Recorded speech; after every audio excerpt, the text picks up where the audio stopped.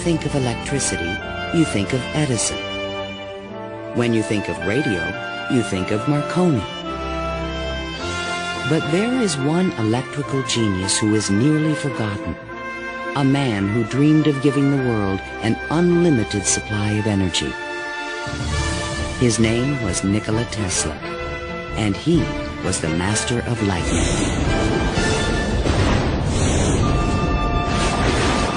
This program was made possible by contributions to your PBS station from viewers like you. Thank you.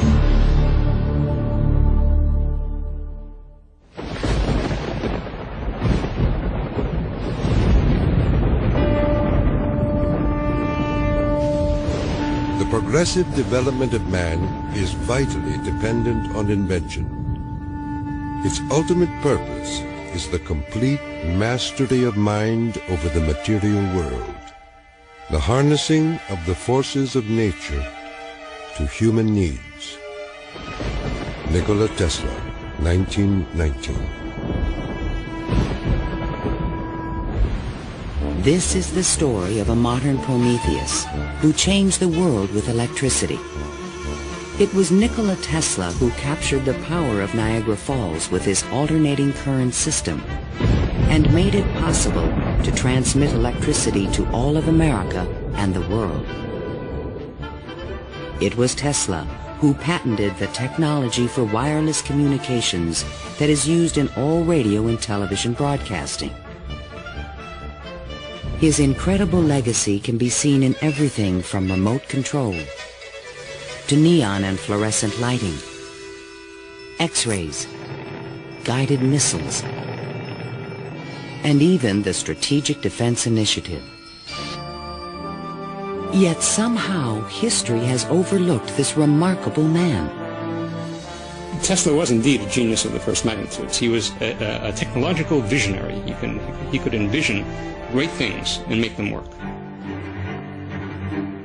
He was a foreigner, an immigrant who arrived in America with only his dreams. A proud and sometimes arrogant man, he worked and locked horns with some of the most powerful people of his day. Thomas Edison, who resented his ideas. Guglielmo Marconi, who capitalized on his inventions. George Westinghouse, who created the Westinghouse Electric Company with Tesla's patents. And the great financier, J. Pierpont Morgan, who supported and then abandoned him. At the height of his career, Tesla was one of the most famous men in the world. His inventions helped America grow into a powerful industrial nation. His ideas created billion-dollar corporations. But Tesla was not a practical man. Always driven toward the next great breakthrough, he failed to protect his commercial interests. In the end, others made fortunes with his inventions, and he wound up penniless and rejected. Money does not mean to me what it does to other men. All my money has been invested in inventions to make man's life a little easier. He was a visionary genius. There aren't many of them. And he was willing to give his life to his visions. We have to evolve means for obtaining energy from stores which are forever inexhaustible. What I intend to show you now, step by step, is how I finally reached my dream.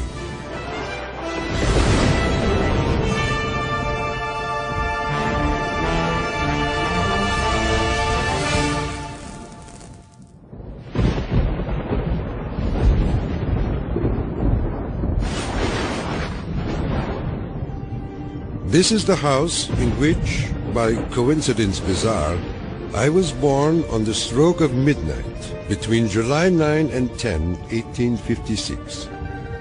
A fierce electrical storm raged that night. Nikola Tesla was born of Serbian parents on the eastern edge of the Austro-Hungarian Empire. in what is today Croatia. His father, Milutin, was an Orthodox priest who expected his son to follow him in the clergy. There were only two choices for children in those days, one being to go in the army and the other being to become a priest. Tesla was not attracted by either of them, which was very distressing to his father. My father was a very erudite man. The training he gave me comprised of guessing one another's thoughts and repeating long passages of verse. My mother descended from one of the oldest Serbian families in the country. She invented and constructed all kinds of tools and devices and wove the finest designs from thread. Her fingers were nimble enough to tie 3 knots in an eyelash. Early on, Tesla began to demonstrate an extraordinary imagination. In my boyhood, I suffered from a peculiar affliction due to the appearance of images, often accompanied by strong flashes of light. I was quite unable to distinguish whether what I saw was tangible or not. To give an example, I was fascinated by a description of Niagara, and I pictured in my imagination a big wheel run by the falls. I told my uncle that one day I would go to America and carry out this scheme. Then, at the age of 17, while preparing for the seminary, Tesla contracted cholera, and the brush with death changed his life forever. In one of the spells, which was thought to be my last, my father rushed into the room. "Perhaps," I said, "I may get well if you will let me study engineering. You will go to the best technical institution in the world," he solemnly said. I came to life like another Lazarus, to the utter amazement of everyone.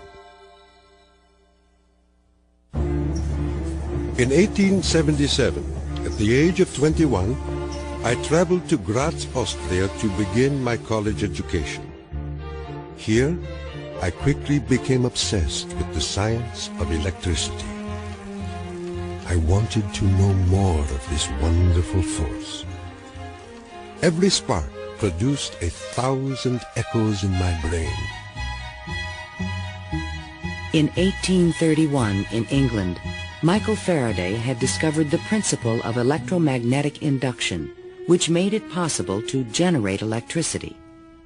Faraday discovered that if you have an electric circuit in a changing magnetic field, it would induce an electric current to run in the wire. So this was the invention of the method of inducing, of creating oscillating or AC electric currents. And it was that invention that Tesla later harnessed into the electrical system that drives our civilization. Early electric motors operated on direct current electricity, but required a system of sparking connections to induce a rotary effect in the machine. I remarked to my professor that the design of generators and motors could be greatly improved by using currents that alternated. He embarrassed me greatly in front of my classmates, saying, "Mr. Tesla will never accomplish this. It is a perpetual motion scheme." Meanwhile, in America, Thomas Alva Edison had begun to experiment with vacuum tubes, producing the first commercial incandescent light bulb in 1878. Edison and Tesla would soon cross paths in a gargantuan technological struggle between direct and alternating current electricity. In 1880, Tesla moved to Budapest, where he found employment with the Central Telegraph Office. Here, his idea for an AC motor began to haunt him. In my room, I could hear the ticking of a watch with 3 rooms between me and the timepiece. A carriage passing at a distance of a few miles fairly shook my whole body. The whistle of a distant locomotive vibrated so strongly in my ears that the pain was unbearable. To recover from these attacks, I took long walks in the city park. One afternoon, which is ever present in my recollection, the sun was just setting and reminded me of Goethe's glorious passage. The glow retreats. Done is the day of toil. Upon its track to follow soaring. As I uttered these inspiring words, the idea came to me like a lightning flash. I fell to my knees and drew a diagram in the ground. Tesla perceived a whirling field of energy. He suddenly knew he could recreate this rotating field by powering the coils of a motor in different steps or phases, like the pistons of an engine. The resulting forces of magnetic attraction and repulsion would literally twist the rotor in a circle, the electrical equivalent of the wheel. And all this was accomplished with alternating currents. It would soon turn the wheels of industry around the world. The strength of Tesla's mind was almost certainly in this sense of visualization, be able to see things move in front of him. You see, it was not a perpetual motion scheme.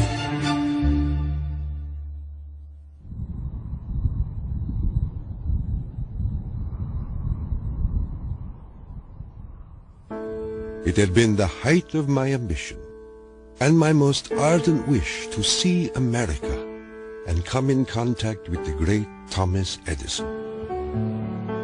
Accordingly, I undertook the voyage, and after losing my money and tickets and passing through a series of mishaps, including a mutiny in which I almost lost my life, I landed on these blessed shores with 4 cents in my pocket.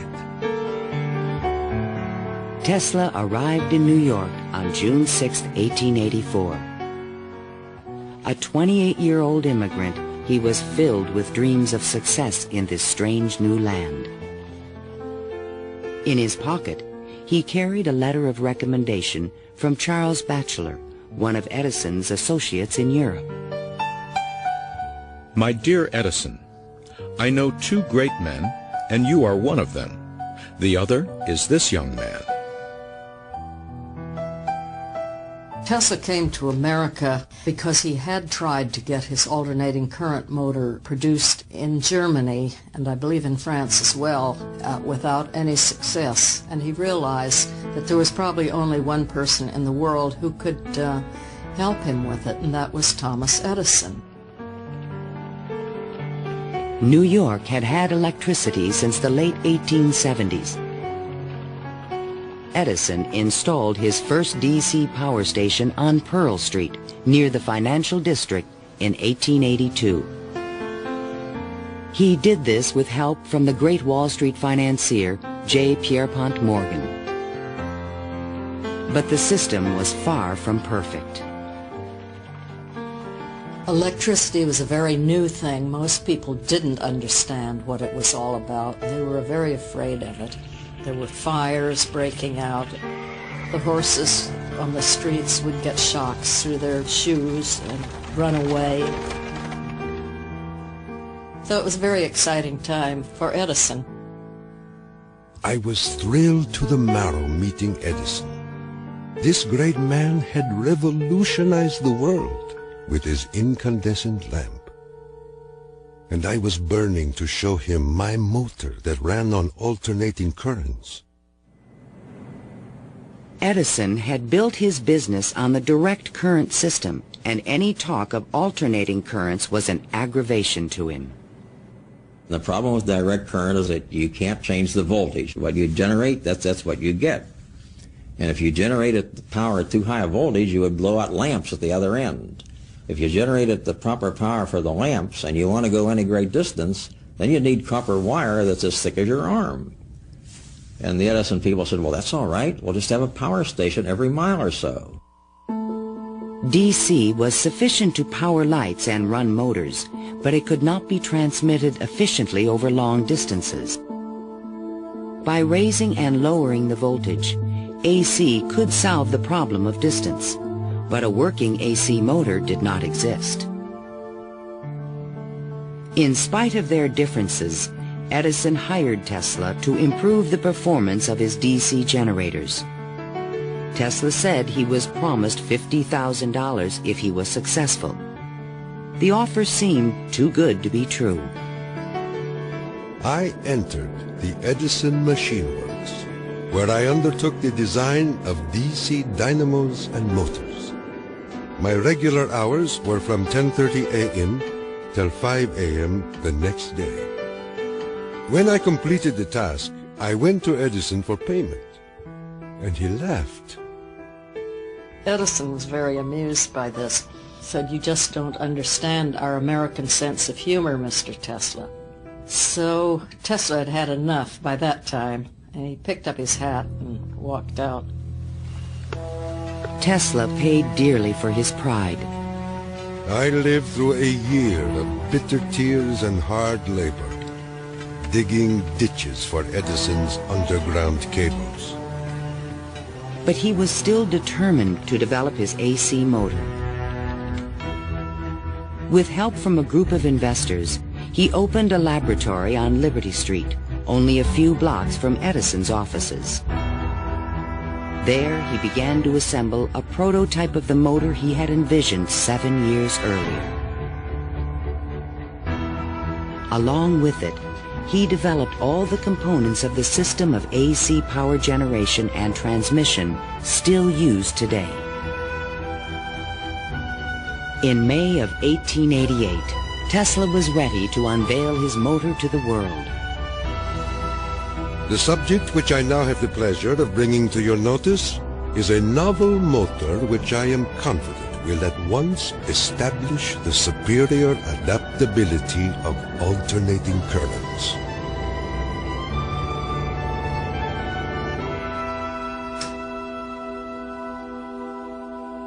Over the next 5 years, 22 U.S. patents were awarded to Nikola Tesla for AC motors, generators, transformers, and transmission lines, the most valuable patents since the invention of the telephone.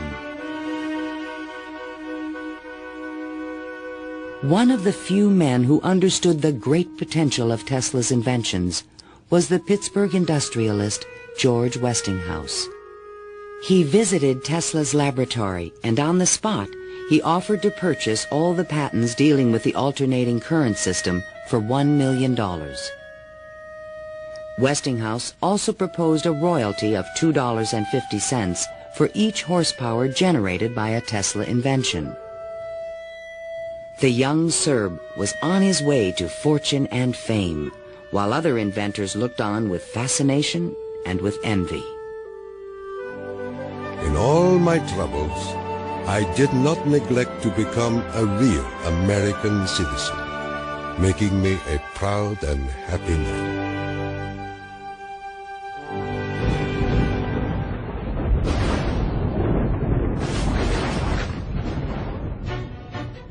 During the late 1880s, Edison began a negative media campaign to discredit the alternating current system of electricity being developed by Westinghouse and Tesla.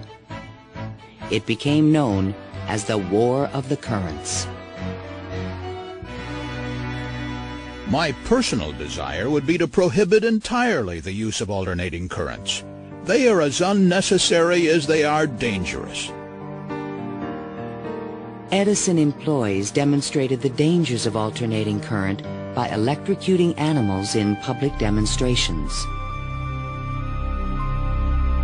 Just as certain as death, Westinghouse will kill a customer within 6 months after he puts in a system of any size. None of his plans worry me in the least. An Edison associate suggested using alternating current as a means of executing criminals. A test took place at New York's Auburn State Prison in 1890. Several gruesome attempts were required to kill the victim. Disgusted witnesses claimed his spinal cord burst into flame. The infliction of the death penalty is not only barbarous and inhuman, but unnecessary as a factor in the scheme of modern civilization. The War of the Currents came to a dramatic head in 1893. The Columbian Exposition in Chicago was to be the first World's Fair lighted by electricity. The Edison Company, the Thomson-Houston Company, they all got together and formed General Electric Company, 1892. And one of the first things they did, of course, was put in a bid for the job at the fair. Their bid was roughly $1 million. The Westinghouse bid was about $500,000, and naturally, Westinghouse got the job. In retaliation, GE refused to sell Westinghouse any of their Edison light bulbs. And they got some judge to say that Westinghouse couldn't use any one-piece lamps of any description at the fair. Westinghouse frantically devised a two-piece stopper lamp by fair time and saved the day.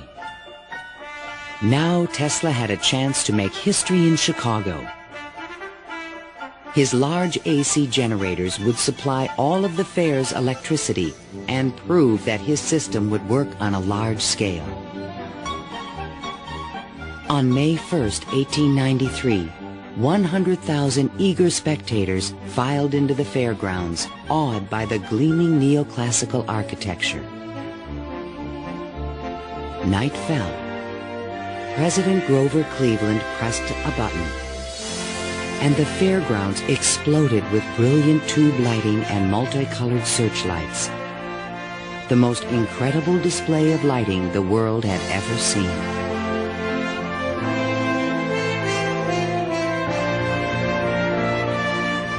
In the great hall of electricity, the public could see that the Tesla Westinghouse system made it all possible. To overcome the impression that AC was dangerous, Tesla put on remarkable demonstrations. He created a device called the Egg of Columbus to show the rotating magnetic field created by his AC motor. In his room, he had cork-soled shoes on and a tuxedo and white tie and a top hat, and he would put his hand on a terminal which would flash electricity through his body, creating a great shower as his whole body was encompassed in flame, and people were quite impressed by this, to say the least. The Chicago Exposition left an indelible impression on the American imagination. This was the gleaming new city of the future, and it was powered by the inventions of Nikola Tesla.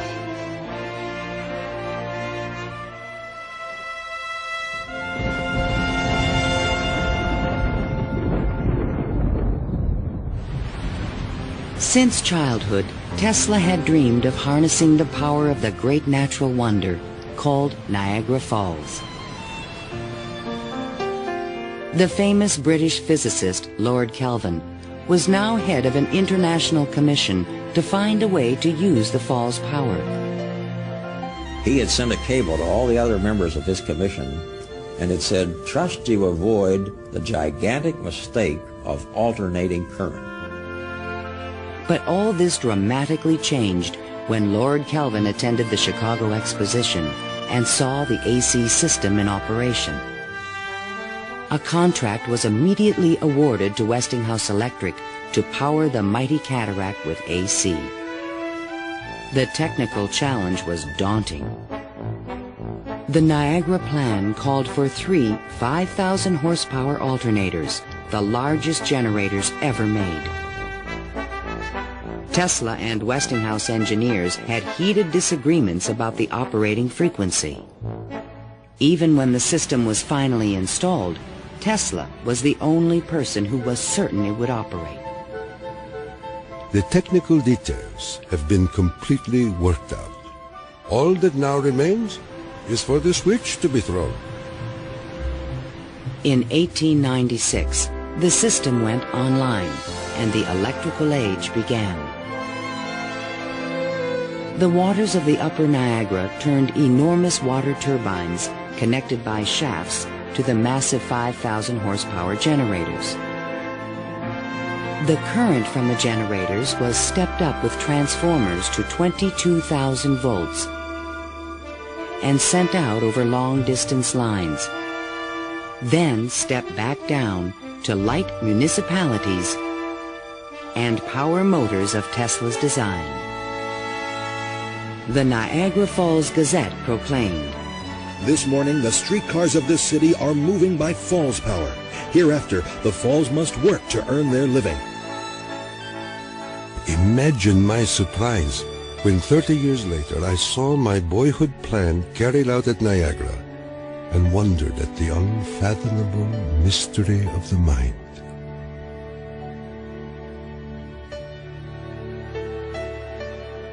Within a few years, the number of generators at Niagara was increased to 10. By the turn of the century, the power lines stretched 360 miles to New York City. The War of the Currents was over, and Tesla was the winner. By the time Tesla effectively arrives on the scene with his motor, Edison is out of the business. He's basically written out of his own company. This was something Edison would not soon forget. In spite of the success of AC, Westinghouse had overextended his company's resources, leading to severe financial difficulties. In order to save the company, Tesla said that he tore up his royalty contract for $2.50 per horsepower generated.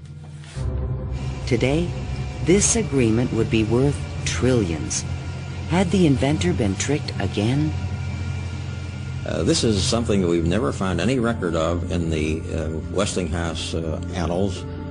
We do have something which is a memorandum of agreement about that, but it was never signed. But Tesla was ready to move on. I had already perceived enough to get the idea that energy could be transmitted and received without connecting wires in between. He was convinced his next invention would make him a millionaire once more.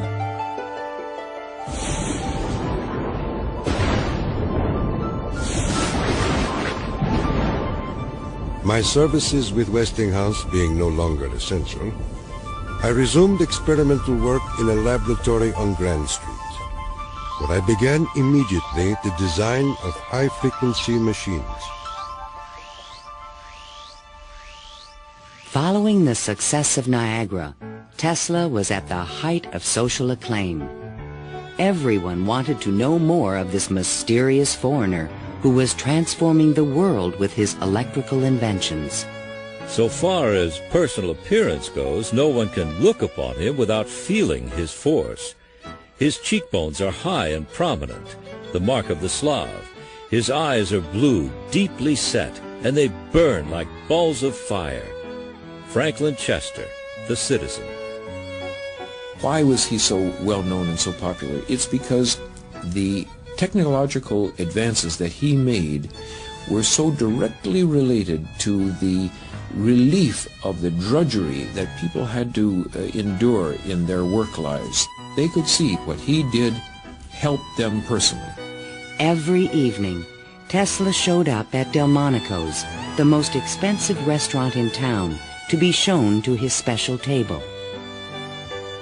He is fanatical about his dress, usually sporting a fine waistcoat, white leather gloves, and a derby hat on his head. He is meticulous about his health and drinks a glass of whiskey a day, saying it will increase his life expectancy to 150 years of age. Tesla hobnobbed with the leading politicians, millionaires, and celebrities of the era. This was the best way for independent inventors to find support for their projects. His friends were the New York elite, John Jacob Astor, William K. Vanderbilt, and the writer Mark Twain. I have just seen the drawings and description of an electrical machine lately patented by Mr. Tesla, which will revolutionize the whole electric business of the world. One of Tesla's closest friends was Robert Underwood Johnson, editor of the prestigious Century magazine. Johnson's wife was deeply in love with Tesla. My dear Nicky, do leave aside the millionaires and Fifth Avenue for some simple pleasures. From one distinguished only by a great weakness, Katherine Johnson. In fact, the world-famous inventor was also New York's most intriguing bachelor. The fact that he never married, I think, had almost nothing to do with his interest in women. It appeared that he was always very interested and was attractive to women. Many women sought his attention. The beautiful and wealthy socialite Flora Dodge, and even the famous French actress Sarah Bernhardt. But in spite of his charisma, Tesla was only interested in his inventions. He had so many phobias that he couldn't have had close relationships with women. He didn't like most of the jewelry that they wore or the perfume, and he couldn't bear to touch hair. And and in fact, he didn't like to shake hands. And so these are all things that do tend to discourage intimate relationships. The inventor even claimed that he destroyed his sexuality at the age of 40. A certain French actress kept coming to me and made it impossible for me to concentrate. It's a pity, too, for sometimes I feel so lonely.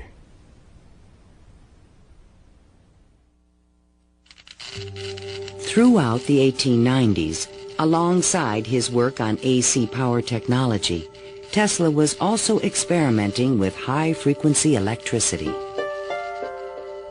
In 1873, James Clerk Maxwell in England had proven mathematically that light was electromagnetic radiation. Light was electricity, vibrating at an extremely high frequency.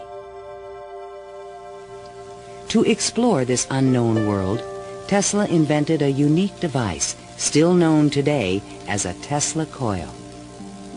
The Tesla coil is an instrument that can step up voltages to high voltages at high frequencies. That essentially transmits a radio signal. Tesla invited friends and potential investors to late-night demonstrations in his laboratory. In experiments, he would permit his guests to pass thousands of volts of electricity through their bodies to light a lamp or melt a wire in their hands. Mark Twain was always a willing subject. Thunder is good. Thunder is impressive.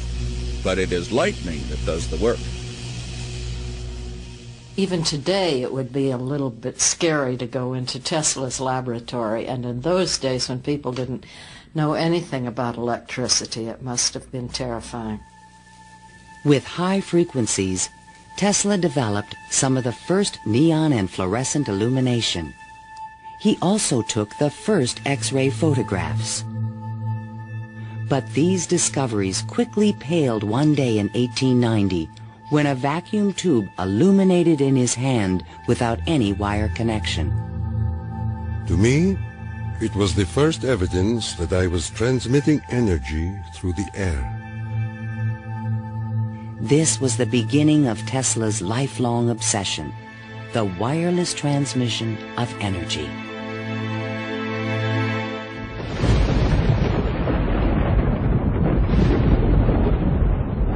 In 1892, Tesla was invited to Europe to present the results of his high-frequency experiments. In London and Paris, he amazed scientists and engineers with lighting and electrical effects that looked more like magic than science. He also announced a remarkable new possibility. I would say a few words on a thought which fills my mind and concerns the welfare of all.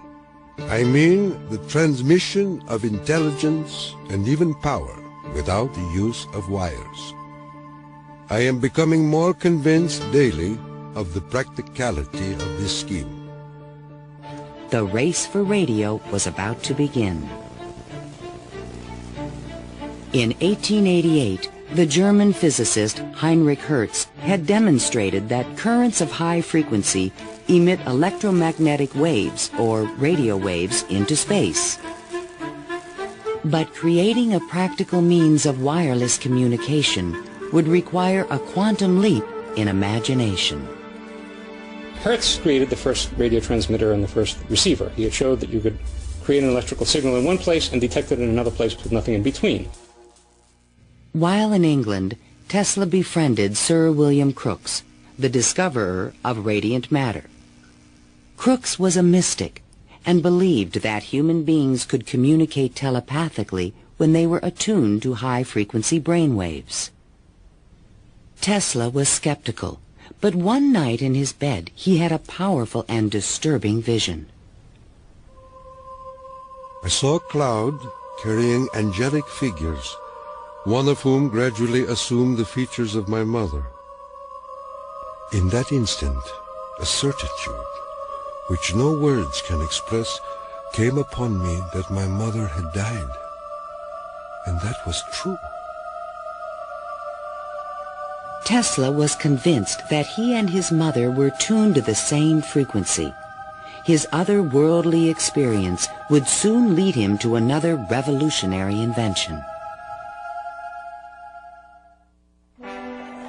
On his return to New York in 1893, Tesla banished himself from social life and disappeared into his new laboratory on South Fifth Avenue.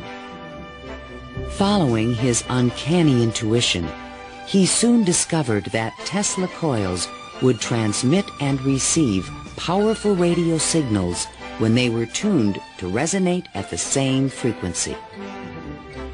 Tuning is the key to all radio and television transmission. In my laboratory, I could take in my hands a coil tuned to my body and collect 3/4 horsepower anywhere in the room without any tangible connection. Sometimes I would produce flame shooting out from my head and run a motor in my hands, or light 6 or 8 lamps. By early 1895, Tesla was ready to transmit a signal 50 miles to West Point, New York. He could now produce 1 million volts with his new conical coil. But that year, on the Ides of March, disaster struck. Fire broke out in the building which housed Tesla's laboratory. Everything was lost. Utterly disheartened and broken in spirit, Nikola Tesla, one of the world's greatest electricians, returned to his room in the Gerlach yesterday morning and took to his bed. He has not arisen since. I was devastated. What could I say? The work of a lifetime lost in a fire that lasted only an hour or so. The timing could not have been worse. In England, a young Italian experimenter named Guglielmo Marconi had been hard at work and created a device for wireless telegraphy. Concerned that Marconi would exploit his ideas, Tesla opened a new laboratory and rushed to complete his own system for wireless communication. This patent, filed by Tesla in September 1897, is the fundamental technology for radio.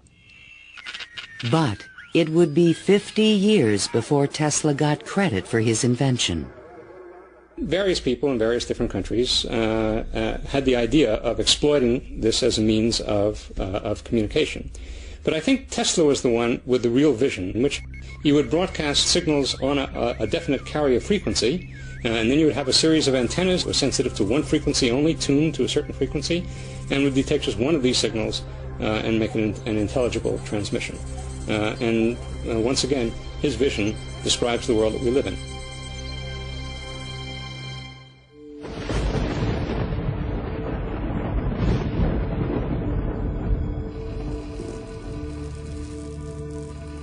I was so blue and discouraged in those days that I do not believe I could have borne up but for the regular treatments of electricity which I applied to myself. It puts into a tired body what it needs most, life force. Following the destruction of his laboratory, Tesla developed a deeper interest in Eastern thought and spiritualism. Mr. Tesla was charmed to hear about the Vedantic prana and Akash and the Kalpis, which he claims are the only theories modern science can entertain. Inspired by the Hindu teacher Swami Vivekananda, Tesla began to look at the universe as a symphony of vibrations and waves. We are whirling through endless space with an inconceivable speed. Everything is spinning. Everywhere there is energy. There must be some way of availing ourselves of this energy more completely. In 1898, an unusual experiment took place in Tesla's laboratory. He attached a small mechanical oscillator to an iron pillar. Precisely timed pulses from the device made the entire building tremble. Windows started crashing around the area, and he, being at the epicenter, didn't notice anything happening until some police came bursting into his laboratory. It was just at the moment where he'd picked up a sledgehammer and broken the oscillator. He just said to the policemen that how too bad that they had just missed an interesting experiment. Tesla was, I would say, obsessed with frequency, the notion of resonance. The story where he takes the device and puts it on the girder in his office and, gets the frequency of the building, and supposedly, I mean, it's an apocryphal story, I'm sure, but it gets right at the core that, hey, if I've got the right frequency, I can move the world. And indeed, he talks about the frequency of the earth, and that if he can do that, he can, almost literally split the earth in half. Meanwhile, Marconi was doing more practical things and succeeded in transmitting a signal 5 miles on the Salisbury Plain in England. Not to be outdone, Tesla decided to introduce an entirely new invention. In a specially constructed pool, potential backers were amazed to see the inventor controlling the motions of a small mechanical boat with no wires attached to it. This was the world's first radio-controlled device. The machine even seemed to think. Someone threw out the question, what is the cube root of 64? And 4 flashes came back. The audience was so surprised, Tesla had to remove the lid to prove no one was inside. Tesla developed his radio-controlled boat in 1898 and patented it and thought it was an armament for war. He rationalized this as a means of ending war. The military who looked at it thought it was too complicated and vulnerable. Soon after the demonstration, Mark Twain wrote from Austria. Dear Mr. Tesla, have you the Austrian and English patents on that destructive terror which you have been inventing, and thus make war henceforth impossible? If so, won't you set a price on them and commission me to sell them? Sincerely yours, Mark Twain. But I have no desire to be remembered as the inventor of a purely destructive device. I prefer to be remembered as the inventor who abolished war. That will be my highest pride.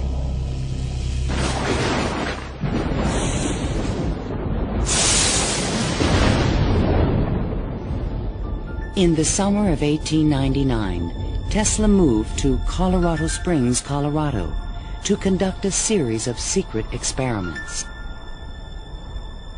He told curious local reporters that he intended to send a wireless message from Pikes Peak to Paris for the Paris Exposition of 1900. But his plans were even more ambitious. I came to the conclusion that it would be ultimately possible, with very little elevation, to transmit electrical power through the upper atmosphere. Just outside the city, he constructed an experimental station with sliding roof panels. A quote in Italian from Dante's Inferno hung by the entrance of the strange wooden structure. It read, "Abandon hope, all ye who enter here."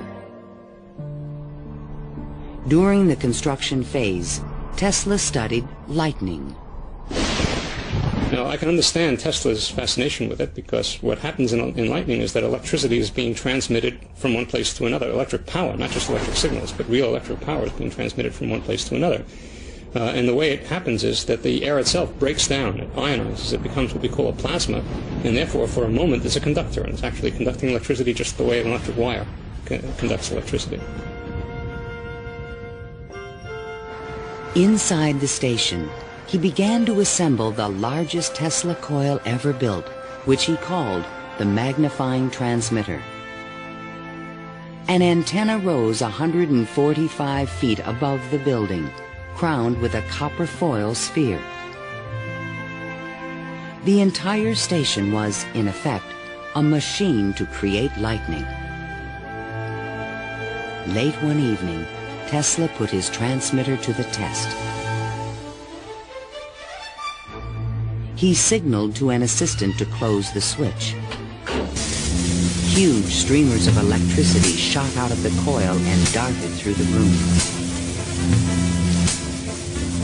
The sound of the exploding discharges was deafening. Outside, above the building, bursts of artificial lightning, more than 100 feet long, began to shoot out at the ball atop the antenna. Its thunder could be heard 20 miles away in the small mining town of Cripple Creek.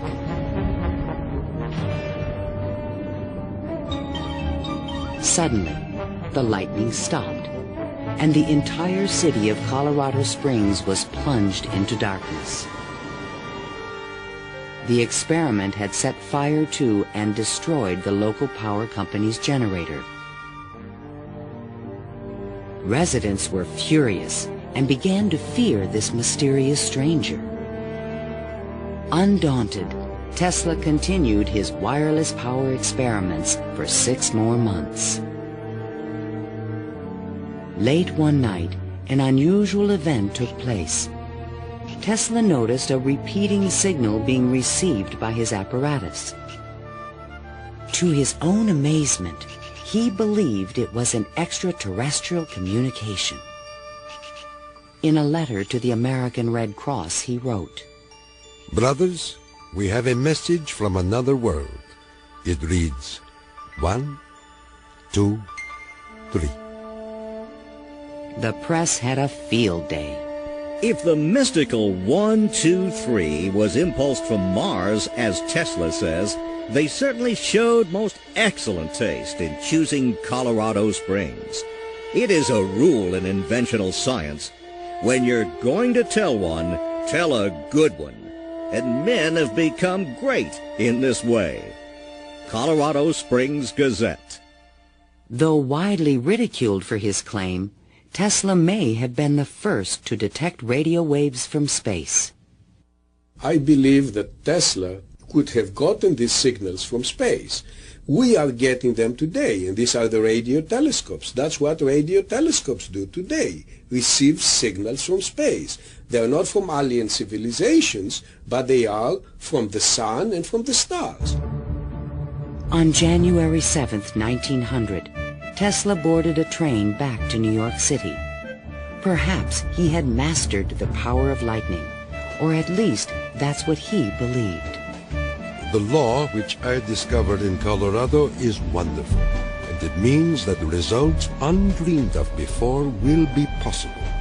as soon as a large plant is constructed in accordance with my plan. See the excitement coming.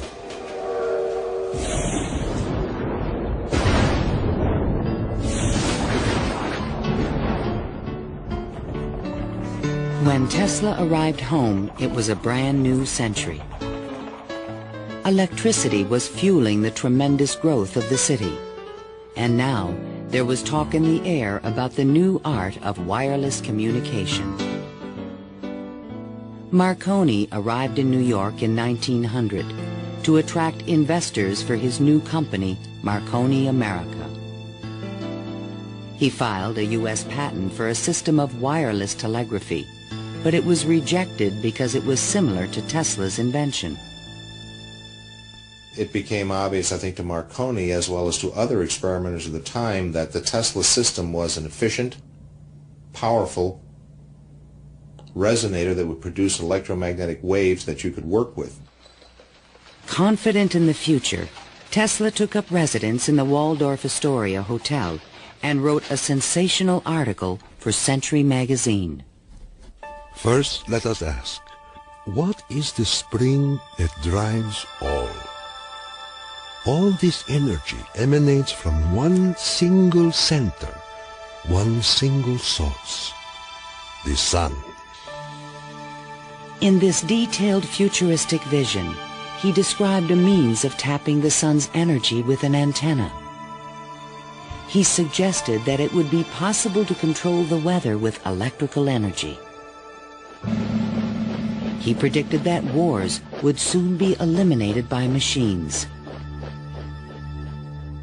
And to unite all nations, he proposed a global system of wireless communications. When wireless is fully applied, the Earth will be converted into a huge brain, capable of response in every one of its parts. It tells us about a vision he had for both power and communications, that he wasn't going to think small. He was going to think globally on this. And that's all very nice if it works.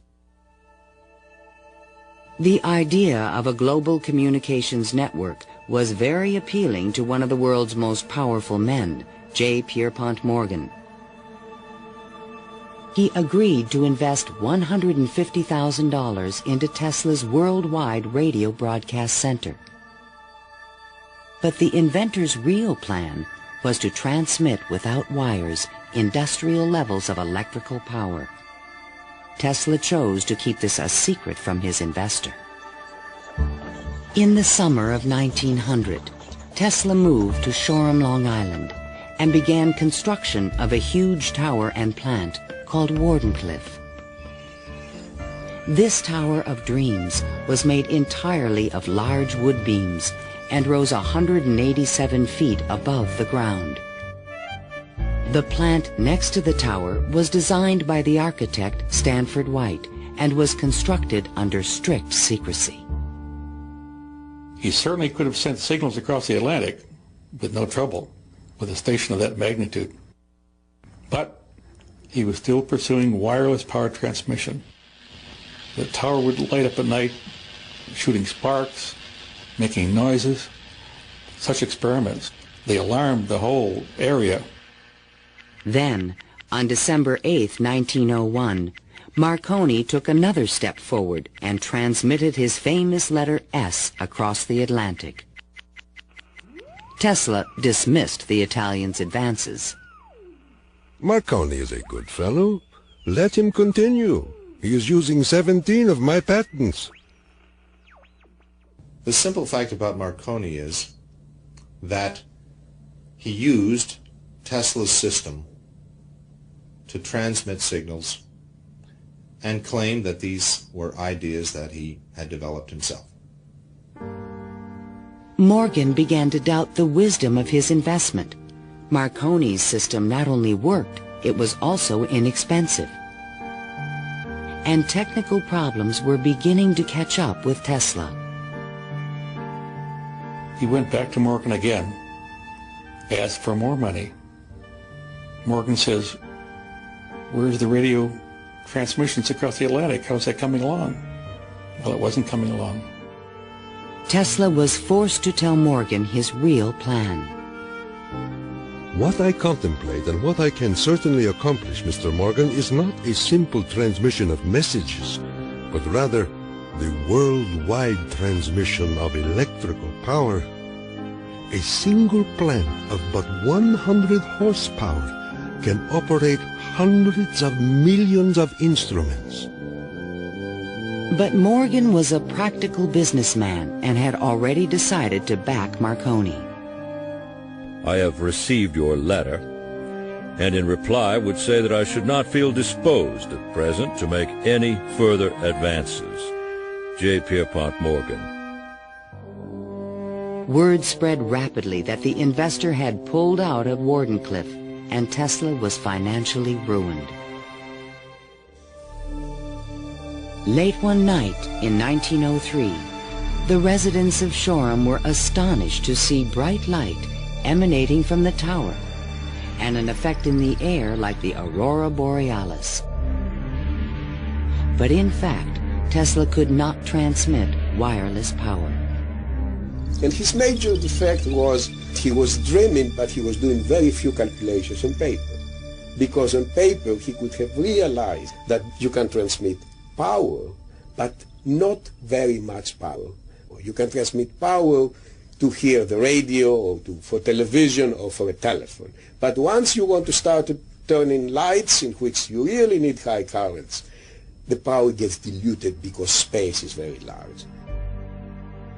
To his dying day, Tesla believed it could be done. It is not a dream. It is a simple feat of scientific electrical engineering, only expensive. Blind, faint-hearted, doubting world.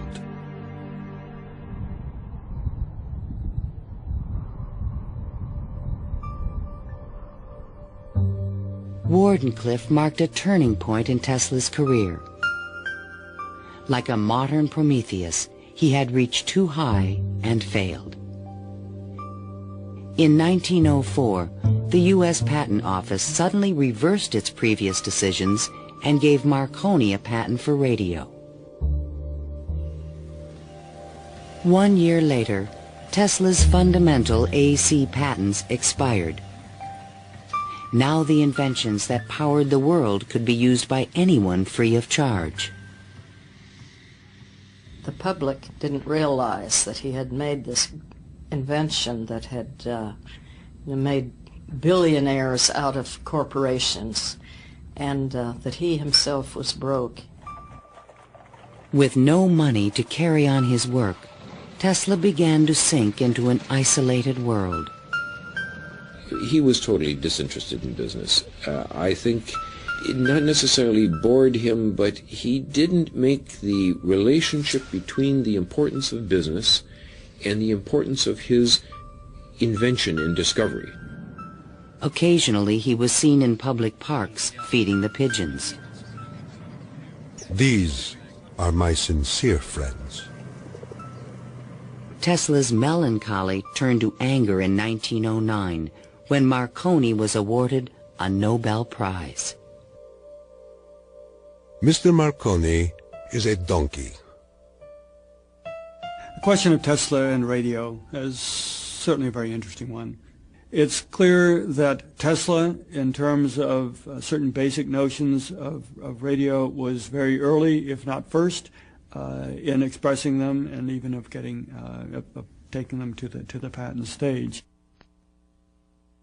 In desperate need of money, Tesla brought suit against the Marconi company, claiming that his patent rights had been infringed. But he lacked the resources to wage a legal battle with a large corporation, and ultimately gave up. Marconi had received the Nobel Prize for work that Tesla correctly believed to be his own. I suppose everything is fair in wireless as in warfare. In 1915, the Nobel Prize entered Tesla's life once again. The Swedish government has decided to distribute the Nobel Prizes next week as follows. Physics, Thomas A. Edison and Nikola Tesla. Even Tesla was surprised by the front-page announcement in the New York Times. I have concluded the honor conferred upon me concerns the transmission of electrical energy without wires. But 1 week later, the award was given to William H. Bragg of Oxford, England, for his work with X-rays and crystal structure. The embarrassing situation was never really explained. A rumor spread that Tesla had refused to share the prize with Edison. The difference that the Nobel Prize could have made in Tesla's life soon became evident. Testimony given by Nikola Tesla, the electrical inventor, in a judgment for $935 back taxes was filed yesterday. Mr. Tesla said under oath that he was penniless and had been living on credit. In an attempt to give him long overdue recognition, the American Institute of Electrical Engineers decided to award Tesla their prestigious Edison Medal. But on the night of the presentation, the guest of honor was missing. And Edison was conveniently away on business. They found Tesla across the street by the New York Public Library, feeding the pigeons. Later that night, he was persuaded to accept his medal and announced that he had finally completed his invention to transmit wireless power. The energy goes to a distant place, and you will see something like the Aurora Borealis. To conclude, we are coming to great results. The audience thought Tesla was losing touch with reality.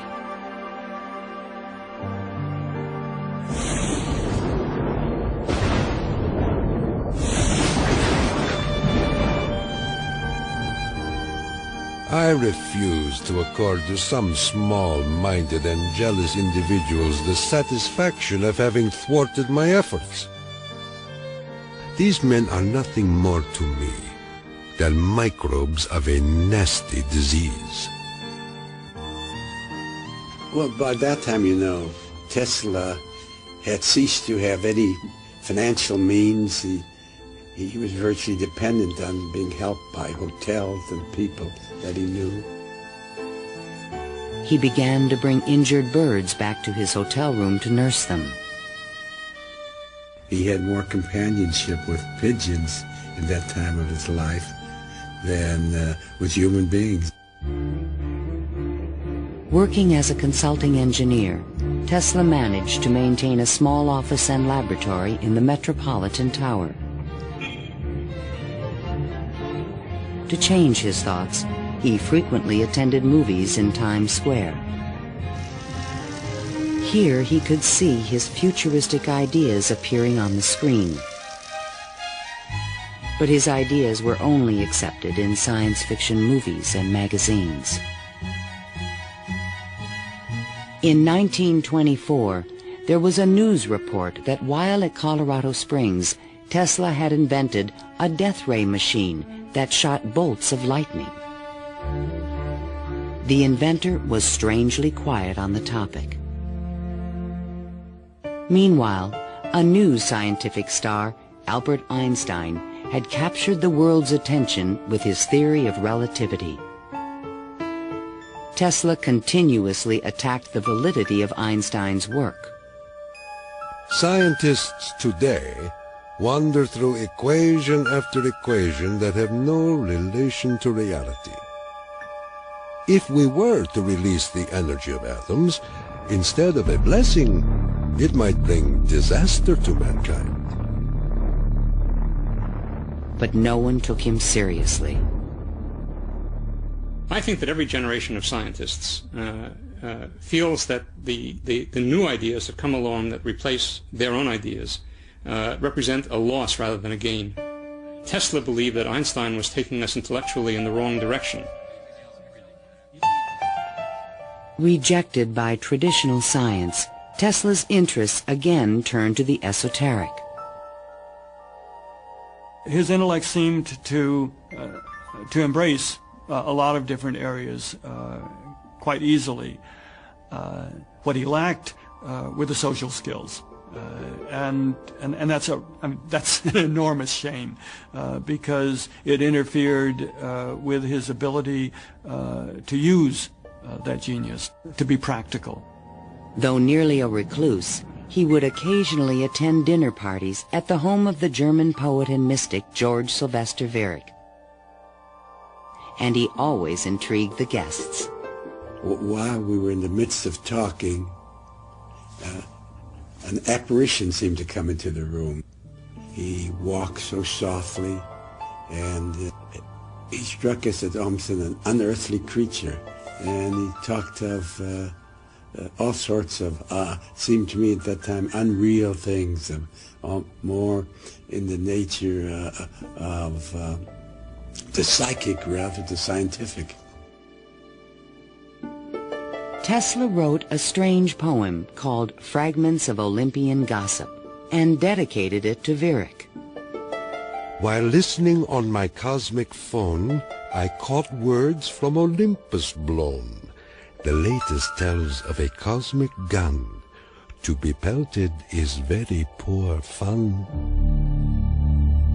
The meaning of the poem would soon be explained.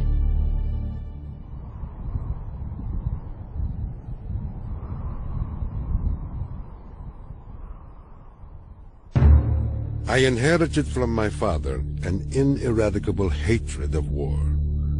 But war can be stopped, not by making the strong weak, but by making every nation, weak or strong, able to defend itself. Thomas Edison, America's best-known inventor, died in 1931. That same year, Tesla came back to life. His friends threw him a 75th birthday celebration. Time magazine put his picture on the cover. Letters of admiration poured in from scientists around the world, including a generous Albert Einstein. I congratulate you for your great success on your lifetime task. Basking in the attention, Tesla announced at a press conference that he had discovered a completely new source of power. The idea, when it first burst upon me, was a tremendous shock. And let me say that it has nothing to do with releasing so-called atomic energy.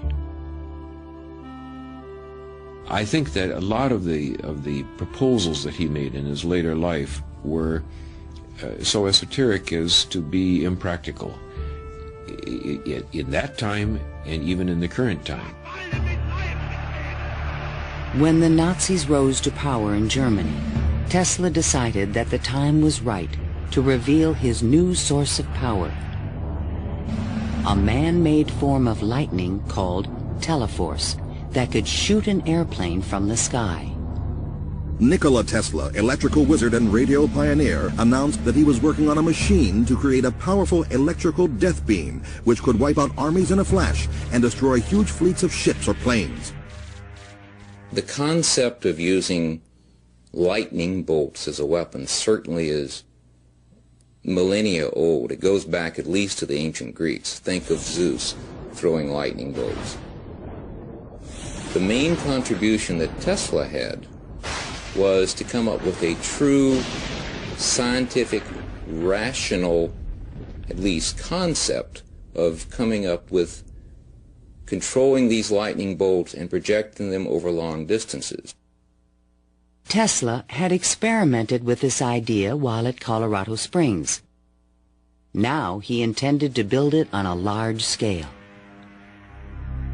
His plan was to charge small particles of tungsten or mercury, then accelerate them with lightning force through a special gun with one end open to the atmosphere. Tesla's death beam stirred the public's imagination when it was featured in a Superman cartoon, the Electro-Euthanasia Ray. but the idea was more than science fiction. Tesla tried to sell this concept to various governments, England, the Soviet Union, and the United States, all Allied powers, and against Germany. He offered his system to England for $30 million, and they entered negotiations. When Tesla demanded payment before sending the final plans, the deal fell through.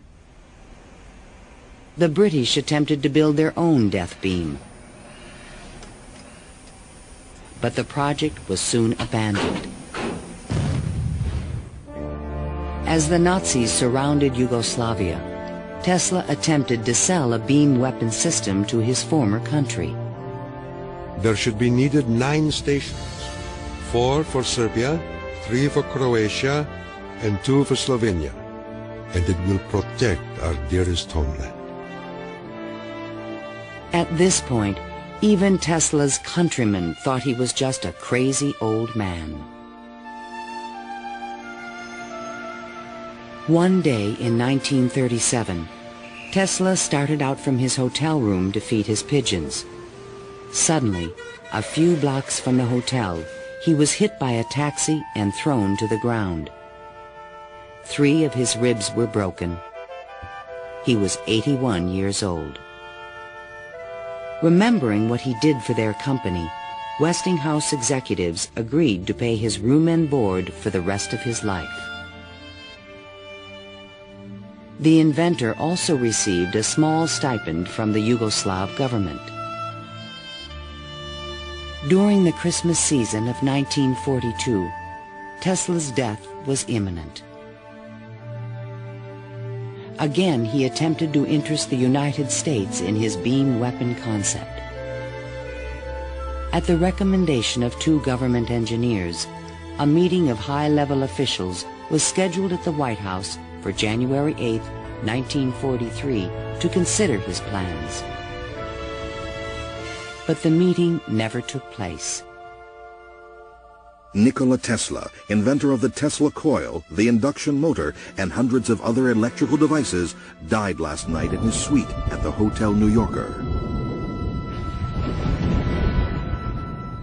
On last Thursday night, here in our city of New York, a man who was 87 years of age died in his humble hotel room.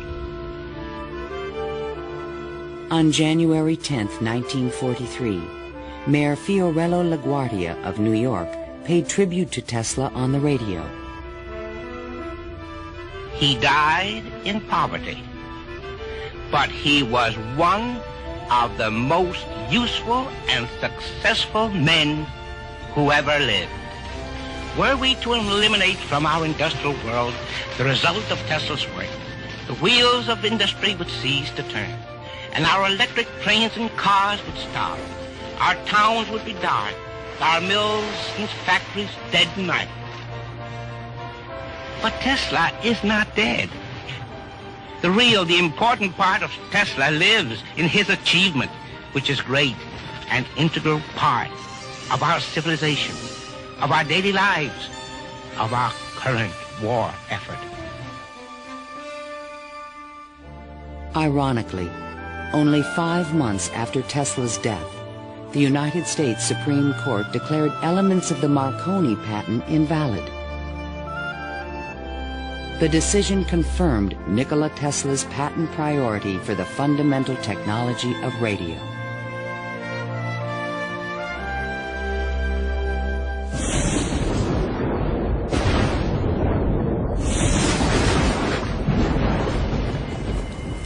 Unknown subjects, equipment, experiments, and research of Nikola Tesla, deceased, espionage.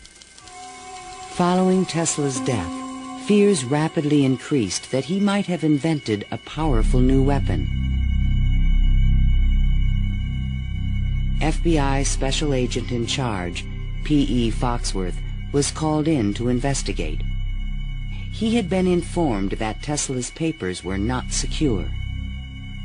Tesla is reported to have completed and perfected his experiments in the radio transmission of electrical power, commonly referred to as the death ray. A distant relative of Tesla, named Sava Kasanovich, is taking steps to get possession of these important documents and plans. Tesla's nephew, Kosanovich, was an up-and-coming Yugoslav diplomat with suspected connections with the communists. He insisted that his uncle's effects be returned to Yugoslavia. Kosanovich had asked the locksmith to come and open the safe, thinking there might be a testament, a will, in the safe. A will was never located. And there was a lot of talk then about secret weapons and negotiations with the USSR. There was all kind of talk, you know.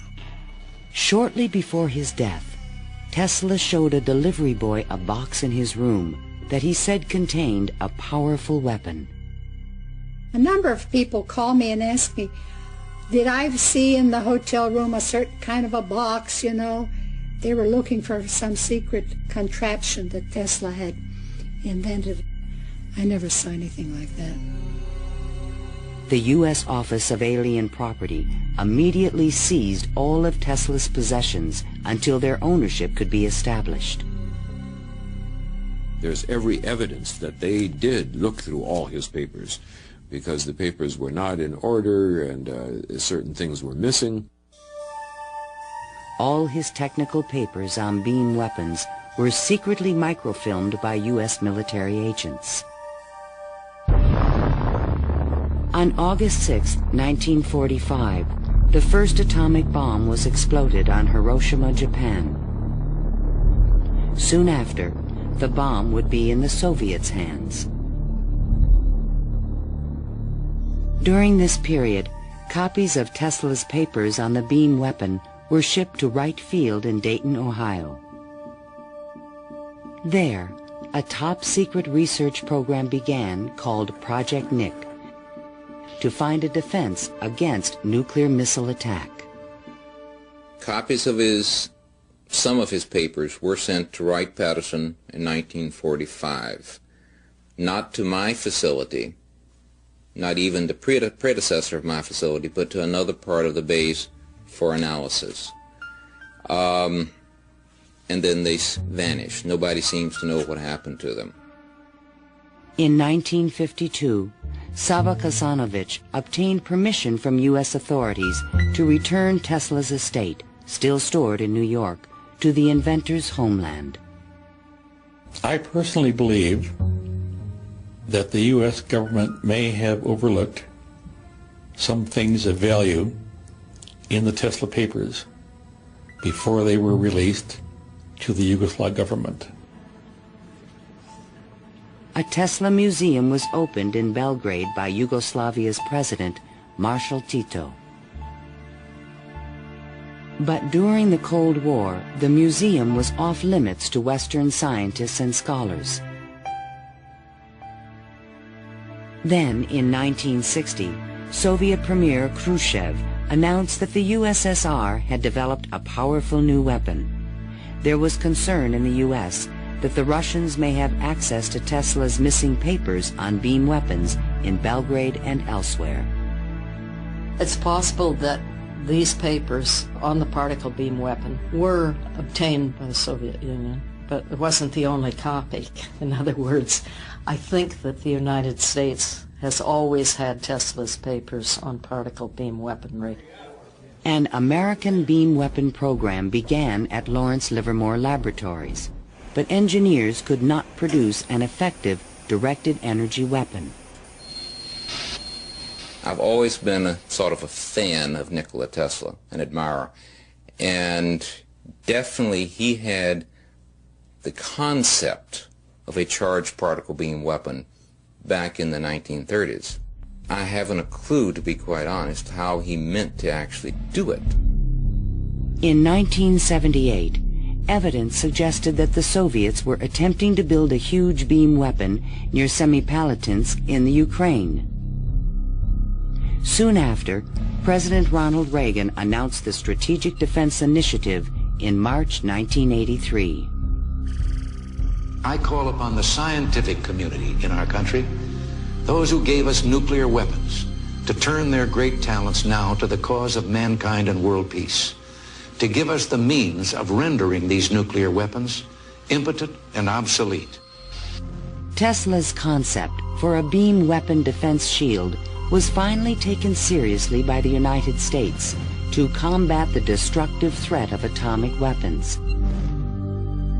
In spite of circumstantial evidence, there is no direct proof that Tesla's ideas or plans were used in the Strategic Defense Initiative. And even today, after decades of investment and research, scientists still disagree on whether beam weapons are realistic. Basically, let me just make a short statement. That's all I'm really at liberty to say, is that a considerable amount of effort has taken place in the United States and in a number of other countries trying to get these things up to a real weaponizable status. Let me stop at that point. No U.S. government archive has any record of Tesla's technical papers, which were copied immediately after his death. And what has become of Tesla's great dream to transmit electrical power without wires? This is the Navy and Air Force High Frequency Active Auroral Research Program, or HAARP, in Gakona, Alaska. The large antenna array is designed to beam high-energy microwaves into the ionosphere.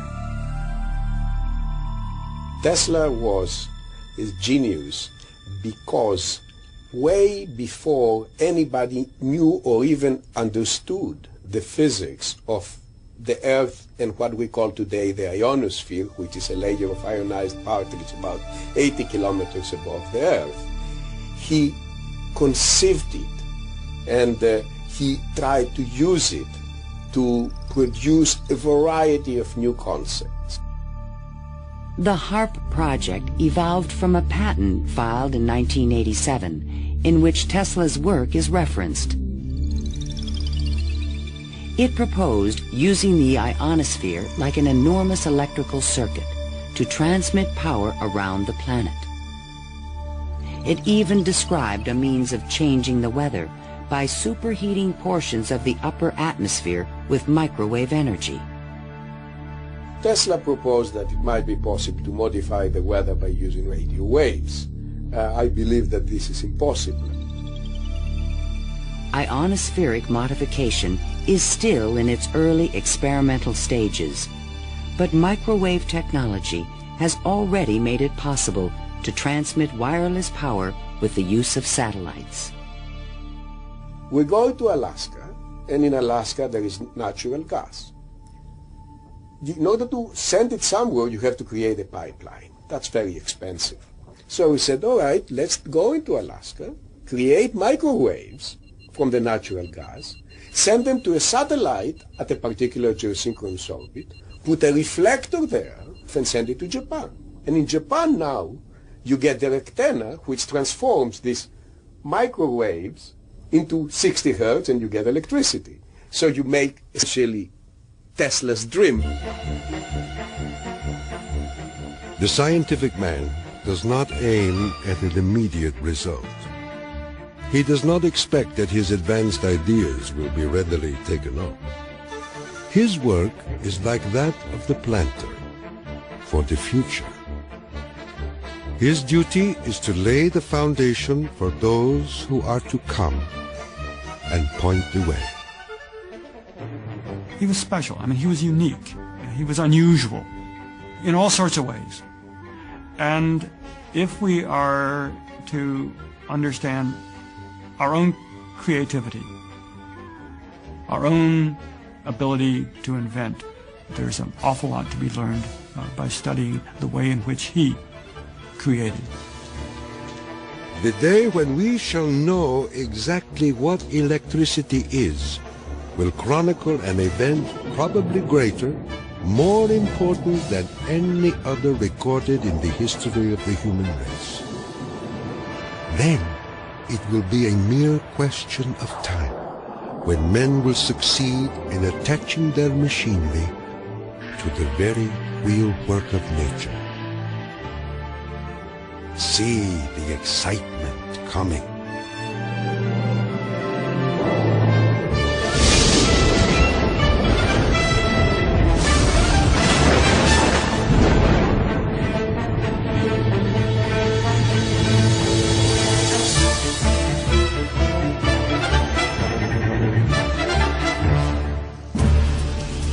To learn more about Nikola Tesla, visit PBS online at pbs.org.